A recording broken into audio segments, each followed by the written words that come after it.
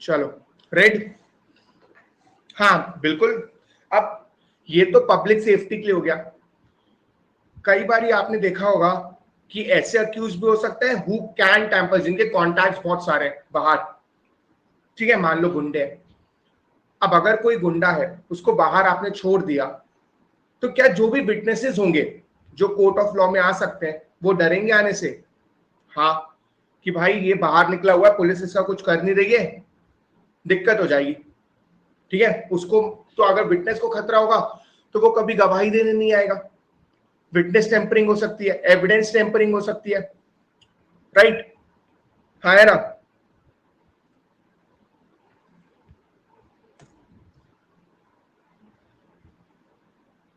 कि अगर उनको पता है कि जिस व्यक्ति के अगेंस्ट में गवाही देने वाला हूं वो तो बाहर खुले में है, वो तो फ्री है, तो एक अच्छा खासा अपॉर्चुनिटी हो सकता है कि वो जो विटनेस है वो कभी आए ही ना, क्योंकि उसको डर लगेगा, उसको डराया जाए, धमकाया जाए कि भाई जान ले ली जाएगी फैमिली की, वगैरह वगैरह, अलग अलग थ्रेट्स हुए। तो वहां पर सीधी सी बात है कि पुलिस विटनेस जो है वो पलट जाएगा, वो क्यों गवाही देगा, ठीक है? तो ये ना हो, एविडेंस टेम्परिंग ना हो। यहां तक बात समझ में आई? जल्दी से बताएंगे। तो होती है, अब अगर मानो आपकी कॉलोनी में कोई व्यक्ति को अरेस्ट किया गया, क्या आपको पता चलेगा कि यार इसने कुछ किया है गड़बड़? एक तरह से आपको नोटिफाई हो गया, नोटिफिकेशन टाइप आ गया कि इस व्यक्ति ने कुछ गड़बड़ किया है, इसलिए उसको पुलिस लेके जा रही है।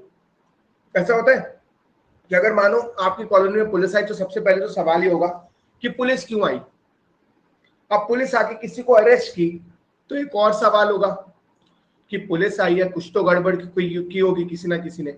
अब जिसको उठा के लेके जा रही है तो वहां बात फैल जाएगी, क्यों उठा के ले गई है police, what was the purpose behind it, right? तो एक तरह से पुलिस जो है सोसाइटी को नोटिफाई कर रही है कि आपके बीच में एक व्यक्ति था जिसके ऊपर एक्विजिशन है। डेफिनेटली कन्विक्ट नहीं है वो, डेफिनेटली ये नहीं बोल सकते कि अगर किसी को उठाया गया तो टेररिस्ट ही होगा, he might be an innocent person, but अभी के लिए नोटिफाई कर दिया गया कि आपकी कॉलोनी में या आपके घर के आसपास कोई ऐसा व्यक्ति था, ठीक है, और ये ऐसा ऐसा कर सकता था। बात समझ में आई? बात समझ में आई? और इससे डेटरेंस भी होता है कि अगर आपने एक को पकड़ लिया, आपने दो तीन को उठा लिया, अब जो उसके बाकी ग्रुप है वो टूटने लगेगा, ठीक है? जैसे अफगानिस्तान का इशू अभी शायद आप सब फॉलो कर रहे होंगे, यूएस ने बहुत हेल्प की थी तालिबान को बनाने में, बट जब 9/11 हुआ और ओसामा बिन लादेन तालिबान के प्रोटेक्शन में चले गए अफगानिस्तान में, तो फिर यूएस को गुस्सा आया और उन्होंने पूरे तालिबान को अलग कर दिया था। 2001 की ही बात बता रहा हूं मैं। फाइन, तो क्या हुआ, उन्हें कुछ को मारा, बाकी सब अपने आप भाग गए। जिसे बोलते ना, शुरू के 2-3 को मारो, बाकी सब अपने आप भाग जाते हैं, वैसा हो जाएगा। बात समझ में आई? कि आपने अगर अरेस्ट कर लिया कुछ लोगों को, उस पर्टिकुलर ग्रुप के, उस पर्टिकुलर गैंग के, तो हो सकता है कि बाकी लोग अपने आप इधर उधर भाग जाए। बात क्लियर है? इतनी बात समझ सेक्शन नंबर 41 से रीड कीजिएगा। व्हेन पुलिस में arrest without warrant, without warrant कब अरेस्ट कर सकती है?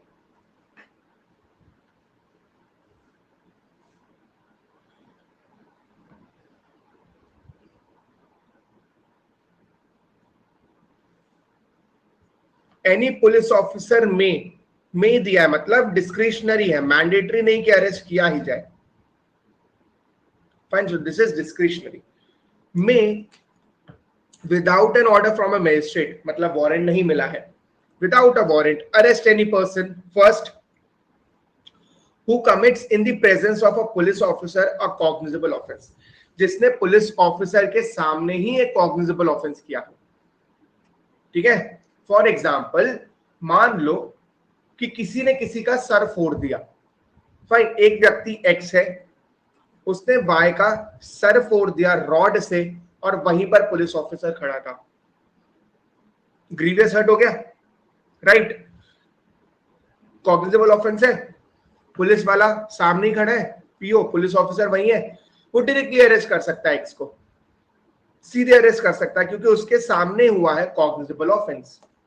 फाइन, ये बात समझ में आई? ये तो बहुत इजी था। अगले पॉइंट से थोड़ा टेक्निकल होना चालू होगा, but these are very easy to understand. इसको कहानी की तरह, यस याद रखो मैंने चार्ट किया क्योंकि बहुत बड़ा सेक्शन है ये, और यहां से मेन से क्वेश्चंस कई बार ही पूछे गए हैं, ठीक है। चलो बी पे आते हैं, against whom a reasonable complaint has been made. Now reasonable complaint, what do we mean by this? Complain हुई है, लेकिन रीजनेबल कंप्लेन का मतलब क्या है?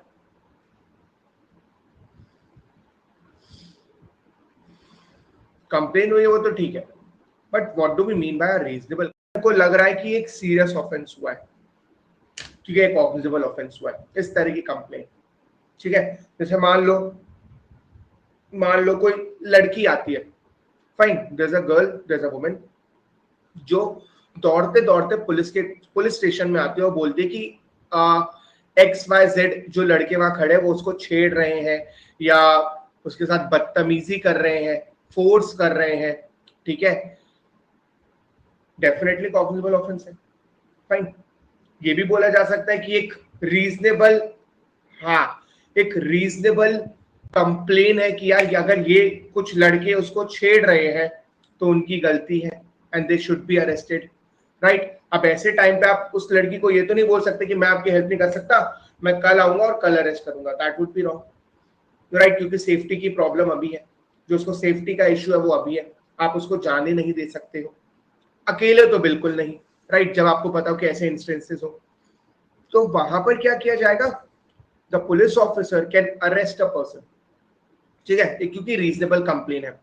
या तो मान लो क्रेडिबल इंफॉर्मेशन रिसीव की गई है कि ये जो गली है ना, इस गली के पीछे वो मर्डरर है, जिसने वो सोसाइटी XYZ में जो रहते थे उसका मर्डर किया था ना, यही वो व्यक्ति है, ये पीछे वाली गली में रहता है, राइट, एक क्रेडिबल इंफॉर्मेशन है। और सर ये देखो इसकी फोटोज भी है मेरे पास, ये यहीं पर रहता है, यहीं से निकलता है, रोज 12 बजे जाता है दूध की दुकान में और दूध लेके आता है, यहीं पर रहता है अगली गली में, क्रेडिबल इंफॉर्मेशन है।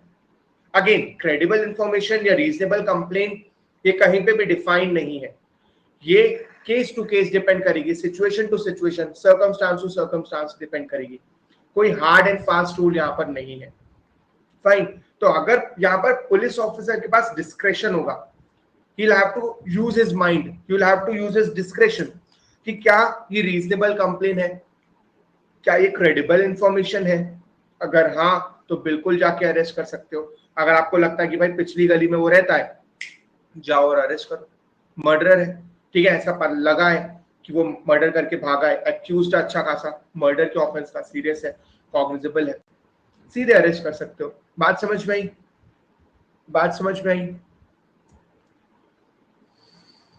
or a reasonable suspicion exists that he has committed a cognizable offense, ठीक है, इस पॉइंट को बहुत ध्यान से पढ़ना, committed a cognizable offense punishable with imprisonment for a term which may be less than 7 years, which may be less than 7 years, मतलब जो भी उसने cognizable offense किया है उसके लिए punishment,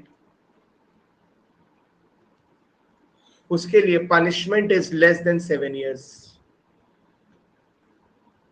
ठीक है। ये आपको बी में पता चलेगा, अपन सी में जाएंगे तो डिफरेंस समझ में आएगा, फाइन, कि जो भी वो रीजनेबल सस्पिशन है, और सस्पिशन क्या है कि उसने कॉग्निजेबल ऑफेंस किया है। कॉग्निजेबल ऑफेंस किस प्रकार का किया है? जिसकी सजा 7 साल से कम है अगर तो, ठीक है, और which may extend to 7 years whether with or without fine if the following conditions are satisfied, मतलब 7 साल से कम हो या 7 साल तक हो, 7 साल से ज्यादा नहीं है, it is not exceeding 7 years। अब वो क्यों नहीं है ये अभी अपन को अगले उसमें पता चलेगा, सी में पता चलेगा, ठीक है।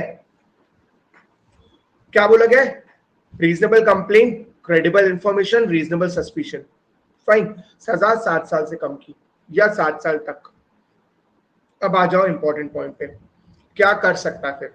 Police officer has reason to believe on the basis of such complaint, information or suspicion that such person has committed the said offence, और ऑफेंस कौन सा है?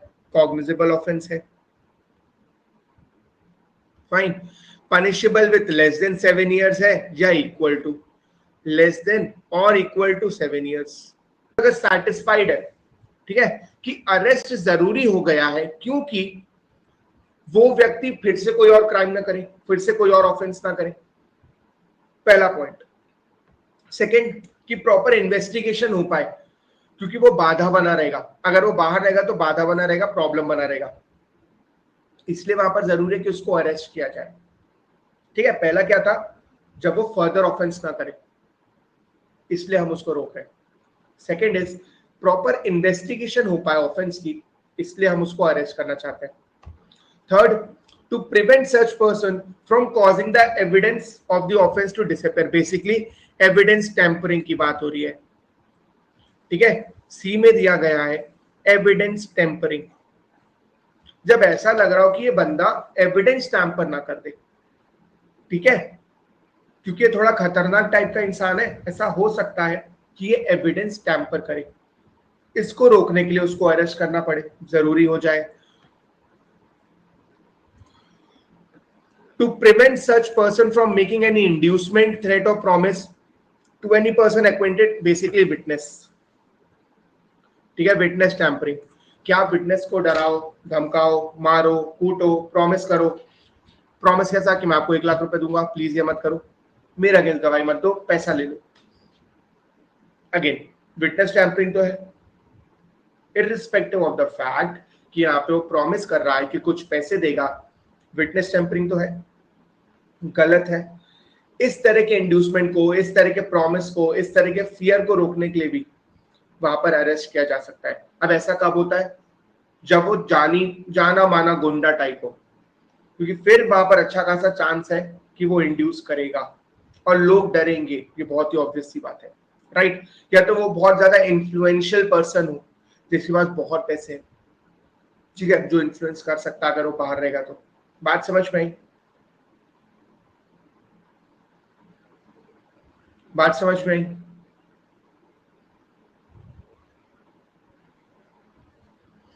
क्लियर है? चलो, as unless such person is arrested, a presence in the court whenever required cannot be ensured। मतलब इस व्यक्ति को अगर हमने अरेस्ट नहीं किया ना, तो जब हम इसको कोर्ट बुलाएंगे, जब इसकी कार्रवाई होगी, तो ये आए या ना आए इसके बारे में हमें नहीं पता है। हो सकता है कि ये ना आए, कि इसकी डेट है प्रोसीडिंग्स की या हियरिंग डेट है और ये ना आए, good enough chance, there is a good enough chance कि ना आए। तो अरेस्ट का पर्पस ही यही होता है कि सबसे पहले तो ये देखा जाए कि उसको कोर्ट में पेश होना ही होना है, इसीलिए अरेस्ट किया जाता है, राइट। अब अगर वो ऐसी हरकतें करता है, हमें पता है कि वो भाग सकता है, छोटा मोटा इंसान है, कोई इसकी ज्यादा प्रॉपर्टी नहीं, यहाँ पे कोई लेना देना नहीं है, ना कोई परिवार है, so there is a good enough chance कि वो भाग जाए, कहीं गांव भाग जाए, किसी और जगह चले जाए। बट अगर मानो वहीं पे उसकी अच्छी खासी बड़ी फैमिली है, ज्वाइंट फैमिली है, छोटा ऑफेंस है, सो डेफिनेटली एक इंसान भागेगा नहीं फिर वहां पर। बट अगर वो इकलौता है, उसके कोई काम नहीं है, कुछ ऐसा नहीं कर रहा है, तुरंत भाग जाएगा, he have nothing to lose, fine. But अगर फैमिली है तो there is a good chance कि वो ना जाए। अब अगेन यहाँ पर पुलिस को अपना डिस्क्रिप्शन यूज करना है, और डिस्क्रिप्शन यूज करते time they will have to record such reasons. ये कब के लिए एप्लीकेबल है, ये मैं आपको पहले ही बता दूं। ये कब के लिए एप्लीकेबल है, ये मैं आपको पहले ही बता दूं। ये एप्लीकेबल है इसके लिए, बी के लिए, ठीक है, जब रीजनेबल कंप्लेन हो, क्रेडिबल इंफॉर्मेशन हो, या रीजनेबल सस्पिशन हो, किस बात का, कि किसी ने कॉग्निजेबल ऑफेंस किया है which is punishable with 7 years of imprisonment or less than 7 years, more than नहीं है। अगर ऐसा होगा और पुलिस ऑफिसर को लगता है कि उसको अरेस्ट करना जरूरी है, क्योंकि अगर नहीं किया गया तो वो आगे ऑफेंस कर सकता है, इन्वेस्टिगेशन के लिए जरूरी है, ठीक है, वो एविडेंस टैंपर ना करे इसलिए जरूरी है, विटनेस टैंपर ना करे इसलिए जरूरी है, और टू सिक्योर हिज अपीयरेंस और to secure his attendance at the time of trial, कि जरूरी है उसको अरेस्ट करना, वरना ये व्यक्ति कोर्ट में नहीं आएगा। अगर आप इसलिए भी कर रहे हो तो भी वो वाजिब होगा, कोई दिक्कत नहीं। लेकिन अगर आप अरेस्ट करते हो या नहीं करते हो, एज द केस में be, you will have to record the reasons, ठीक है।